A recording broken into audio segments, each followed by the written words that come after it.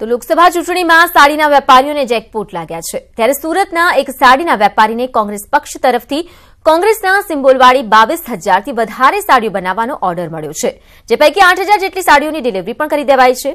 આમ ભાજપ બાદ હવે કોંગ્રેસ પક્ષે પણ વેપારીઓને ચાંદી કરાવી દીધી છે।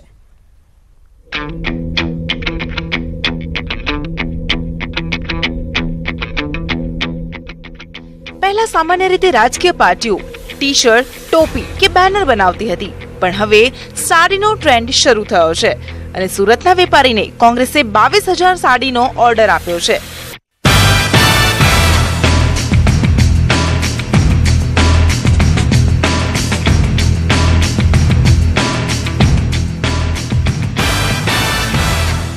જેમાં કોંગ્રેસનો સિમ્બોલ લગાવવામાં આવ્યો છે અને આ સાડીનો ઓર્ડર ઉત્તર ભારતના રાજ્યોમાંથી આવ્યો છે। આ પહેલા राहुल गांधी અને प्रियंका गांधी वाली साड़ियों बनावानो ऑर्डर મળ્યો છે। मैंने प्रिंट वाली साड़ी पहले प्रियंका जी और राहुल जी की बनाई, उसके बाद में मैंने कांग्रेस के पंजे वाली साड़ी बनाई।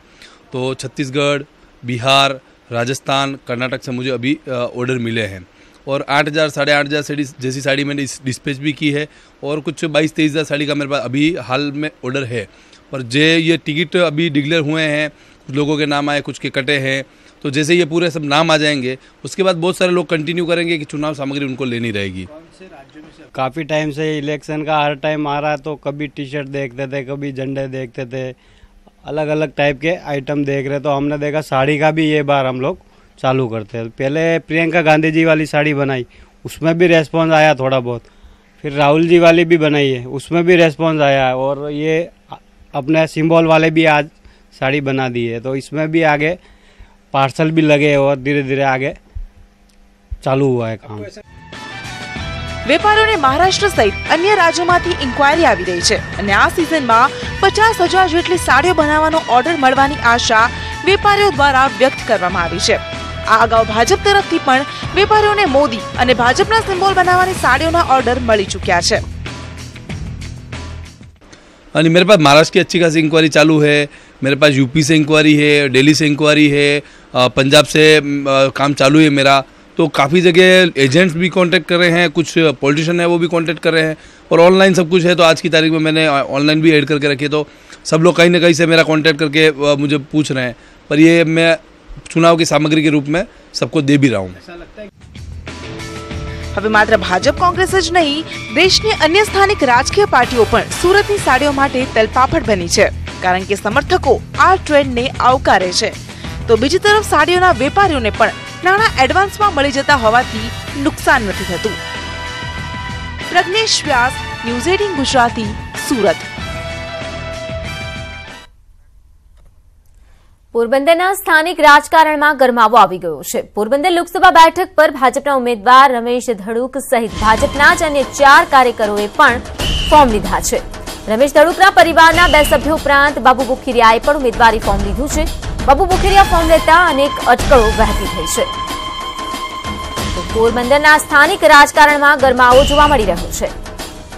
ઉલ્લેખનીય છે કે પોરબંદર લોકસભા બેઠક પર ભાજપના ઉમેદવાર રમેશ ધડુક સહિત ભાજપના જ અન્ય 4 કાર્યકરોએ પણ ફોર્મ લીધા છે। રમેશ ધડુકના પરિવારના 2 સભ્યો ઉપરાંત બાબુ બોખીરિયાએ પણ ઉમેદવારી ફોર્મ લીધું છે, ત્યારે બાબુ બોખીરિયાએ ફોર્મ લેતા અનેક અટકળો હવે થવા લાગી છે। આ અંગે વધુ માહિતી આપશે સંવાદદાતા મયુર। પોરબંદર બેઠકને લઈને રાજકારણ ગરમાઈ રહ્યું છે, શું હાલની વિગતો? जी बिल्कुल, पोरबंदर बैठक पर भाजप द्वारा रमेश धड़ुक उम्मीदवार जाहिर કરવામાં આવેલા છે અને ફોર્મ ભરવા માટે તેમને ફોર્મ ઉઠાવેલું છે, પરંતુ તે ઉપરાંત રમેશ ધડુકના પરિવારના 2 સભ્યોએ આ ફોર્મ ઉઠાવેલા છે, કારણ કે જ્યારે ફોર્મ ભરતા હોય છે ત્યારે ડમી ઉમેદવાર તરીકે પરિવારના કોઈ વ્યક્તિ એ ફોર્મ ભરતું હોય છે, પરંતુ પૂર્વ કેબિનેટ મંત્રી બાબુ બુખરીએ ફોર્મ ઉઠાવતા અનેક જે ચર્ચાઓ છે તે વહેતી થઈ છે અને પોરબંદરનું જે સ્થાનિક ભાજપનું જે રાજકારણ છે તે ગરમાયેલું છે, કારણ કે બાબુ બુખરીએ કયા કારણોસર ફોર્મ ઉઠાવેલું અને તે શું ફોર્મ ભરવાના છે તે અનેક પ્રકારની જે ચર્ચાઓ વહેતી થઈ તેને લઈને પોરબંદરનું હાલ સ્થાનિક રાજકારણ ભાજપનું છે તે ગરમાયેલું છે અને રમેશ ધડુક ઉપરાંત પણ બાબુ બુખેરિયા ફોર્મ ભરશે કે શું તેવી વાતો વહેતી થઈ. બિલકુલથી મયુર, ખાસ કરીને બાબુ બુખેરિયા જયારે ફોર્મ લીધું છે, આપનો કોઈ સંપર્ક થઈ શક્યો છે તેમની સાથે? કારણ કે અટકળો ઘણી બધી વહેતી થઈ છે, ઘણો બધો અંદાજ લગાવવામાં આવી રહ્યો છે, તેમનું શું કહેવું છે? જી બિલકુલ, બાબુ બુખેરિયાનો સંપર્ક કરવાનો પ્રયાસ કરવામાં આવેલો હતો, પરંતુ તેમનો મોબાઈલ એ બંધ આવી રહેલો છે. મેસેજ દ્વારા તેમને જાણ કરવામાં આવેલી છે, પરંતુ હજી સુધી તેમનો કોઈ પ્રત્યુત્તર નથી આવેલો. જી મયુર, આભાર માહિતી બદલ. તો પોરબંદરનું રાજકારણ જે ગરમાઈ ગયું છે, કારણ કે અહીં બાબુ બુખેરિયાએ પણ ફોર્મ લીધું છે. તો સ્થાનિક રાજકારણમાં ગરમાવો. રમેશ ધડુક સહિત ભાજપના જે 4 અન્ય સભ્યો દ્વારા ફોર્મ લેવાની જે માહિતી છે તે જાણવા મળી રહી છે.